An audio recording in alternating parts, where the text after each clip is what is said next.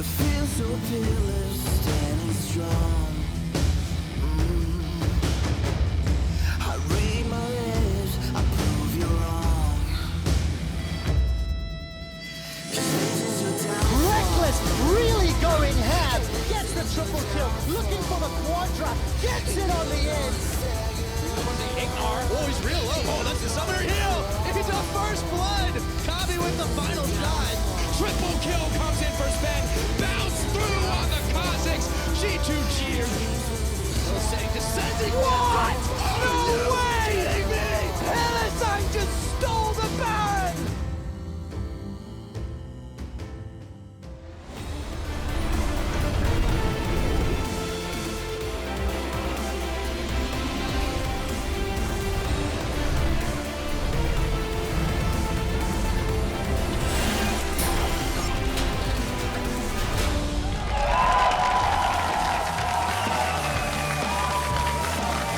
Welcome to Berlin. We are coming to you live from the EU LCS studios as we kick off week 5 of the spring split. Last week was our first foray into cross-group play, and tonight we have an epic best of 3 between the leaders of each group, G2 and the Unicorns of Love. As always, there are a ton of Unicorns of Love fans in the studio, as well as G2 fans as they are setting up for the big battle, maybe the biggest battle we have seen thus far. Good evening, I'm EpicSkillshot supporter, and joining me at the analyst desk is Mitch Kreppel-Voorspools and Martin de Fiscio Lunge. Notice the order. Yep, I said you first. Yeah, most important last, so people remember the last name, I assume.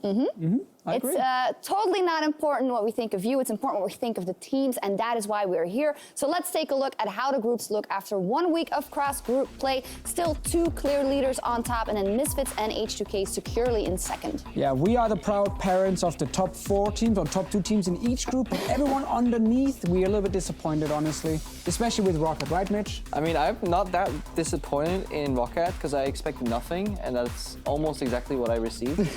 All right, well, looking ahead at the matchups we have in store this week, we have, of course, that great battle between G2 and the Unicorns of Love as the very first match of the day. But after that, there's a lot of teams that will want to have their eyes on some very important points over the next 3 days. A lot of statement games in the next few days. So you look at like Fnatic Origin, Spies vs. Rockets, these are must-win games for these teams. So they hold significance and importance, but they should be favored towards, obviously, the high-ranked teams. Definitely, and to spice things up, we are going to be playing on 7.3, a couple of changes coming in there. But now the League of Legends gods have spoiled us for our first match of the week. The leaders of Group A and B, both undefeated. G2 versus the Unicorns of Love, and we're going to dial in on what is truly a clash of styles. So break it down for me, guys. Yeah, I mean, the first thing you're going to look at here is kills and deaths per minute. And you're going to see our Unicorns of Love, the very aggressive team who force a lot of team fights. They're first in the league here, while G2 Esports are actually down second last. And it's because G2 has this more reactive play style, and they don't actually force as many plays. G2 Esports have been slowing down a lot, but the coolest thing about this is that we see 2 very distinct and different styles in the league, and usually when a meta kind of reigns supreme, you got to play meta or you're bust. But the Unicorns have proven that you can be at the top right now playing a completely different style. And if you look at the goal difference in their wins, it's also indicated there. First thing to look at, 21 minutes, boom, spike upwards for the Unicorns.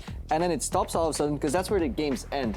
G2 Esports have a much longer game time. They have the longest game time in the league right now compared to the Unicorns who have the shortest. And that's the funny thing. We're going to see this, again, clash of styles. We're going to see which one is actually the best. And we're going to have to see if one team maybe can force the other team to kind of play their style. Because I don't think it benefits Unicorns to play more slow and reactive. Because they've been winning games by forcing these team fights over and over. It's why if you look at this stat here and you see some of these numbers against each other, you know, again, kills at 15 minutes, clearly in favor of Unicorns of Love. Yeah, it's just a clear contrast between these 2 teams, and obviously they'll have to try and kind of suck each other in to their preferred style to see who comes out on top. And it's super interesting because you say the Unicorns of Love might not be good at playing the controlled style, but I dare say that G2, when they have to, they are still good at playing that aggressive style, and I actually also hope that that comes out today. Yeah, I mean, it's one of the old things with G2 Esports. They used to be this very fast-paced team. It was all about trick and perks together, you know, making plays, roaming the map. That was like a year ago from now.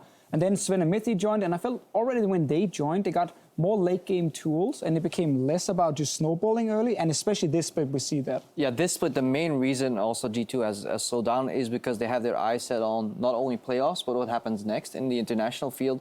The organization feels that you can't make some of these easy leads happen versus better teams versus better players. So you need to take a slow approach, play the map instead of just playing the lanes to win and then snowball from there. Well, we talked about the clash of styles. Now, how does each team win this matchup? Maybe starting with the Unicorns of Love. Well, with Unicorns, we looked at a few different things. The first thing that kind of jumped out was the solo These guys. laners. Yep. Yeah, these guys over here. Chachi and Exile, like insanely well-played, strong members of Unicorns of Love. Strong members here of Unicorns of Love. Especially like Exile, I like. I like the fact they're setting him up to carry. I like the fact he's then taking that chance and he's actually going to carry these games, because if you look at his stat on your screen, 7 kills per game. That's the highest out of any player in Europe and across most of the world. There's only one player over in LPL actually beating him here. So this is absolutely insane. Yeah, 7 kills on average per game is honestly bonkers. And he's then the rookie that has now kind of blossomed a bit more. Whereas on the other side, you have Chachi. He's the king of the Unicorns. He's been there for so long, but still so many people are still sleeping on him, especially if you look at the contrast between him and Expect. Chachi, a lot of solo kills. Expect the most solo deaths. That could be an opening window here for the Unicorns. Yeah, again, I feel like we hype Chachi all the time, and he deserves it. But another thing with Unicorns of Love is like these late game team fights, they will happen. Obviously, they have to be better than G2 there if they want to win this series. And they've shown that in the past. They can beat almost any team in Europe, but now it's time for the best. So is that then a win condition for G2 if they reign supreme in the team fights? They definitely, they need to snowball the early game, or stop the snowball from the Unicorns, rather, in the early game. I think the main thing to look at in the first 50 minutes of the game is who dictates the pace. Are the Unicorns dragging in G2 into their, more active style, and then how well do they do it? Or is G2 playing the same preferred style? Are they slowing it down? Are the Unicorns, just like any other team, unable to kind of force a difference in playstyle into G2 esports? Because that's a very key thing to highlight is it's often Unicorns of Love starting the fights. It's rare it's the other team forcing fights on them because they play this high tempo game. If you're able to stay at least even going into the mid game, if you have a proper setup with vision, if you know where they're going to attack, you can probably stop them from actually forcing all these fights. And that's something G2 has to be able to do. And we also have to highlight that G2 is a fantastic team fighting team. It's not like Unicorns will be way superior in that part. So we're going to have to see G2 just kind of match that late game team fighting and then most likely try and win through a bit more macro in there. So a lot of theory. I want to hear predictions. Before we do, though, the last time G2 lost a series in the European LCS was Spring 2016, February 18th. That is 363 days ago. That may or may not influence your predictions, so go ahead, Crepo. Honestly, I don't know, for one. It's really hard to predict. I'm more interested in finding out what's going to happen rather than being right or wrong. Just on paper, I think, blah, blah, blah. I think 2-1 to G2 Esports just because they're just really good at team fighting themselves. So even if the Unicorns suck them into that style, I think G2 can survive, and they have more organizational skills. The problem is, though, some of their players are underperforming right now. So the Unicorns could easily take it. I would not be surprised, and I honestly would even be happy because it's finally a switch up in Europe.